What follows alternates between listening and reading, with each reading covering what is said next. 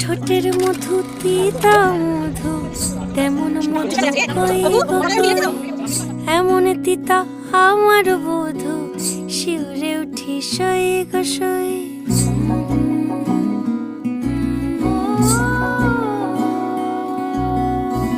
ঠোঁটের মধু তিতা মধু, তেমন মধু কই গো কই, এমন তিতা আমার বধূ, শিউরে উঠি সই গো সই।